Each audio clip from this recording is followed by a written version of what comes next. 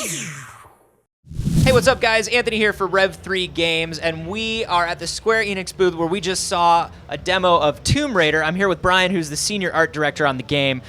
This is a very different looking Tomb Raider, man. I feel like I'm maybe not going to see a giant statue of Thor in this one. I don't think you're going to see that, no. So this is a more grounded sort of real world vision of the Tomb Raider series. I'm fighting a lot of regular old dudes. I'm seeing. I'm on an island that's filled with very realistic, real world junk. Tell me about some of the visual style that you guys were going for here. Our number one goal was to create a Lara Croft that was as believable and grounded as we could. And the only way to make her feel grounded is to put her in a grounded place. And the people around her should feel just as believable. So all of that stuff sort of informed, through the survival filter, what we were going to do. And what you saw on stage today was sort of a continuation of what we had last year. Lara's crash landed on this island. It's this crazy place with shipwrecks all over the place. And Lara, this is the story that we're really trying to tell, where she goes from being reactive to the world to active. This is the first time we see Lara and with her first kill. So it's a big, important moment for us. So let's talk about, first of all, the redesign visually of Lara and what you guys wanted to do. When I asked, hey, does anybody online have any questions about Tomb Raider, it was, what happened to her torso? Once again, big part of believability is to make sure that when you look at this version of Lara, that she feels like someone you might know, someone that feels familiar. And one of those ideas was like, let's make sure that when we look at her proportionality, she just feels like someone that you would just meet across the street. The clothes are reminiscent of Lara from an iconic standpoint, with the tank top and the cargo pants and the boots, but it is much more grounded, much more believable. So all that sort of played a part of it, and she's younger, We wanted to feel youthful, and a lot of that came down to, like, all the decisions we made were wrapped up into the final result you see on screen. So far, our reaction's been very positive from the fans and non-fans alike, and they're really invested in this girl, and that's the thing, is like, we wanted people to feel something for her, and that emotion is the most important thing.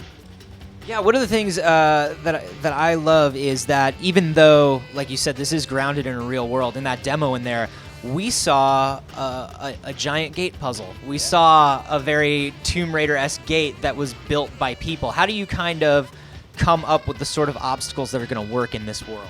Physics are sort of our first starting point. Like, is this something that could really be built, or is practical to be built?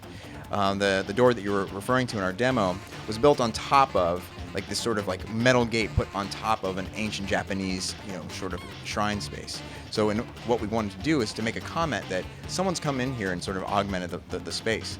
Yes, there is a turn, something you turn to open this up, but at the same time, it's not one of your find the 4 keys and kind of activity. It's much more about, all right, I have an obstacle in my way. I have to upgrade my my pry tool just to create enough torque to open up this gate. So it became a little bit more about an activity teaching our salvage system, which is another big feature that we have in the game, and how that upgrades our tools. So everything sort of comes back to that, and how the tools are also a reflection of how Lara is getting stronger as a character. Yeah, and in addition to that sort of leveling up your tools, you're also leveling up her skills, and she's kind of learning survival skills as you go.